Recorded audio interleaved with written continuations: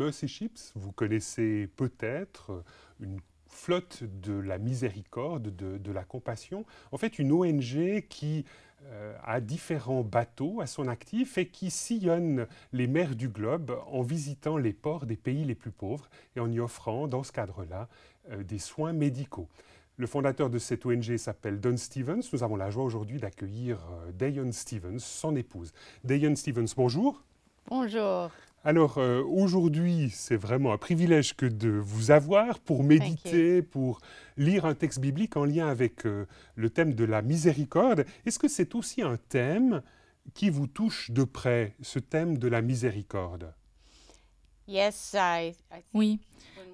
Quand je pense à la miséricorde, je pense à notre jeune fils qui est un grand défi à la miséricorde. Alors, ce fils est un fils qui est handicapé, c'est votre troisième enfant.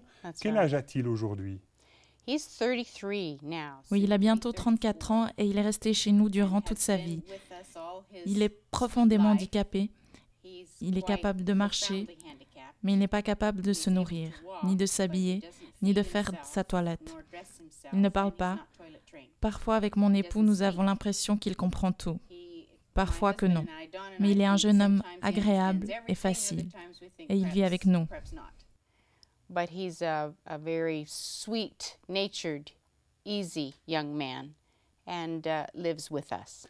Alors, je vous propose de lire un texte biblique un peu en lien avec cette expérience de votre fils, qui s'appelle Jean-Paul, qui est handicapé. En matière de souffrance et de patience, mes amis, prenez pour exemple les prophètes qui ont parlé au nom du Seigneur. Nous disons bienheureux ceux qui ont persévéré. Vous avez entendu parler de la persévérance de Job et vous avez vu la fin que le Seigneur lui a accordée, car le Seigneur est plein de tendresse et de miséricorde. Alors ce texte est tiré de l'épître de Jacques au chapitre 5, les versets 10 à 11. Alors, il y a peut-être juste une explication à donner. En fait, là, il est parlé de Job qui s'est montré persévérant. Vous pourriez nous dire en quoi Job a été persévérant?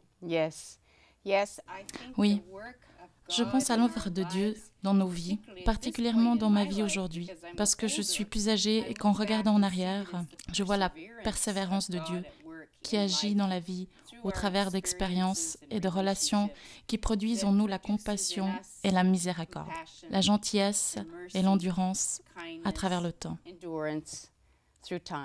Alors, comment est-ce que ça s'est passé lorsque votre fils Jean-Paul est né et que vous avez découvert qu'il était handicapé? Jean-Paul était notre troisième enfant, comme vous l'avez mentionné. Les deux premiers sont nés en Suisse. Jean-Paul est né aux États-Unis. Nous sommes rapidement rentrés en Suisse après sa naissance et j'ai été très malade pendant plusieurs mois. J'ai subi une opération. J'ai eu besoin de l'assistance d'infirmières pour retrouver la santé. Donc nous avons été un peu longs à réaliser que cet enfant ne se développait pas normalement. Je l'ai emmené chez le médecin quand il avait quelques mois et il m'a dit « Ne vous inquiétez pas, tout ira bien ». Mais avec le temps, il n'a pas progressé. Il a eu besoin de plus en plus d'années pour pouvoir se tenir debout tout seul. Donc après 14 mois, nous l'avons emmené à l'hôpital de Lausanne. In Switzerland. In Lausanne. Donc ici en Suisse. And the care was good. Les soins étaient bons, mais il y avait une liste d'attente. L'hôpital a appelé pour nous avertir qu'une place était disponible pour tenter d'établir le diagnostic. Mon mari était absent. J'emmenais le bébé à l'hôpital. Les deux aînés allaient à l'école et étaient gardés. Ainsi, tout le matin, je me levais, faisais le petit déjeuner pour Jean-Paul parce qu'il avait beaucoup de difficultés à avaler. Je passais toute sa nourriture au mixeur.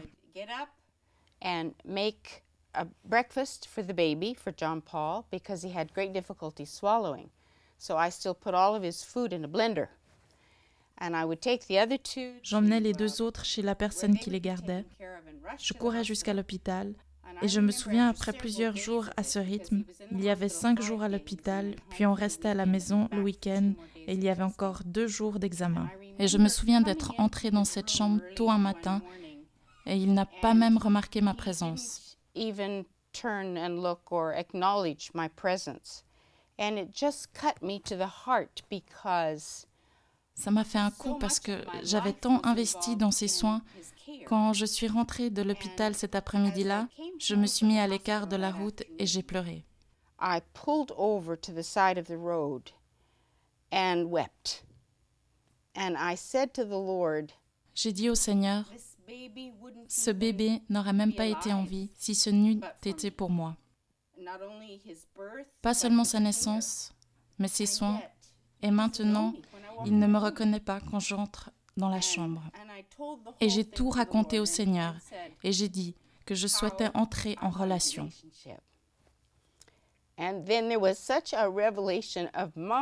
Et pour moi, ce fut une telle révélation. Je crois que j'ai réalisé de Dieu que c'est ce que lui veut aussi. Et je crois que j'ai compris le cœur de Dieu de manière différente et profonde. Mais est-ce que ça a été très difficile pour vous? Parce qu'on imagine toute la souffrance que ça peut représenter. Et puis en même temps, de garder, comme ce texte de l'Épître de Jacques le dit, de garder la perspective de la miséricorde de Dieu dans ce contexte-là. Comment est-ce que vous avez fait pour garder ces deux choses ensemble? Je crois que cette révélation est vitale, car j'ai réalisé que Dieu ne me demandait rien que lui n'ait fait. Et il ne me demandait rien à faire non plus dans la patience avec mon bébé.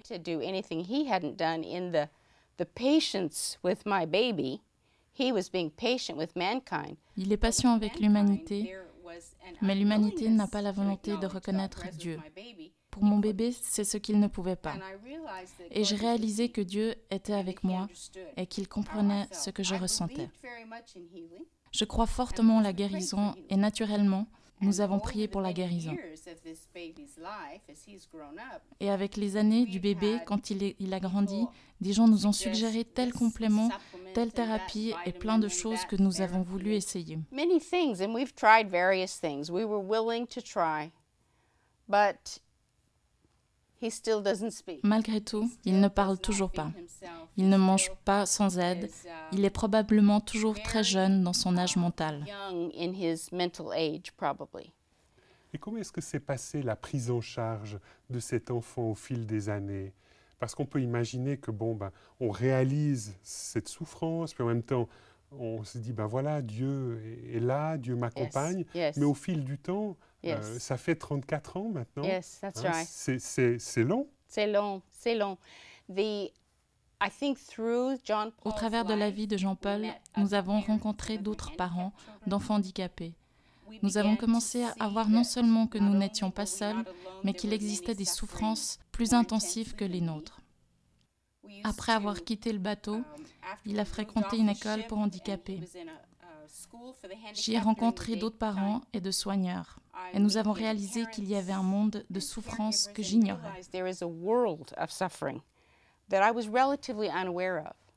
Vous diriez aussi un peu comme votre mari dans son livre « Navire de l'espoir », que finalement la venue de Jean-Paul dans votre famille vous a donné des yeux, vous a donné des mains, vous a donné un cœur pour le monde des souffrants? Absolument.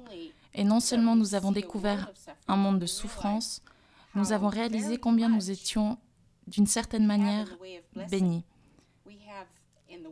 Nous avons dans l'hémisphère nord des écoles, des programmes et des aides.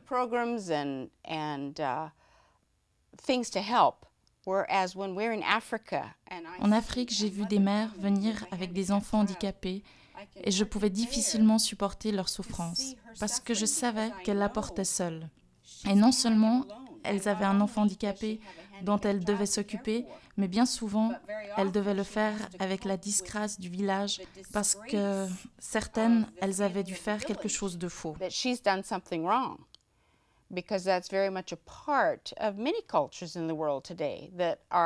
Cela fait partie de bien des cultures qui considèrent que les difficultés résultent d'une faute, comme la croyance en Inde que la souffrance est normale si on est né dans la caste des intouchables à cause de sa vie antérieure.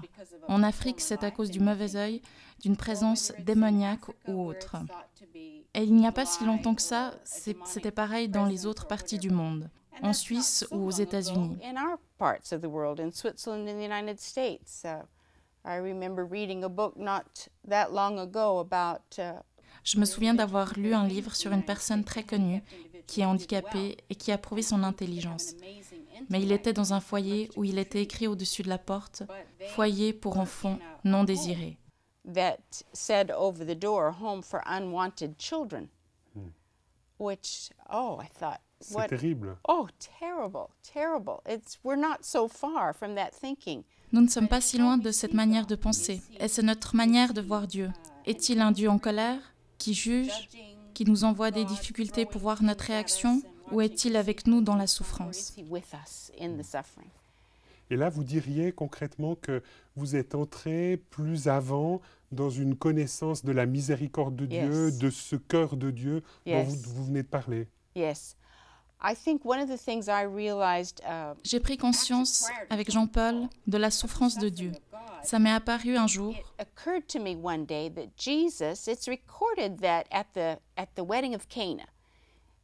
Aux noces de Cana, lorsque Jésus a transformé l'eau en vin, son premier miracle. Joseph, son père, qui était là lorsque Jésus avait 12 ans, était absent à ce moment du ministère public de son fils. Joseph n'était plus là et je me demande si Jésus était présent quand son père est décédé et s'il n'avait pas empêché par son Père céleste d'intervenir. Et je me suis dit, si Dieu me donne sa toute-puissance et me retient, vais-je l'écouter? Jesus was there when his earthly father died and yet restrained by his heavenly Father from intervening. And I thought, could God trust me with all power and expect that I would listen for him? Non, je ne pense pas. Si mon père terrestre mourait et que j'avais tous les pouvoirs, je serais intervenu. Peut-être que Jésus a assisté à la mort de son père et au deuil de sa mère et de sa famille et qu'il n'a rien fait.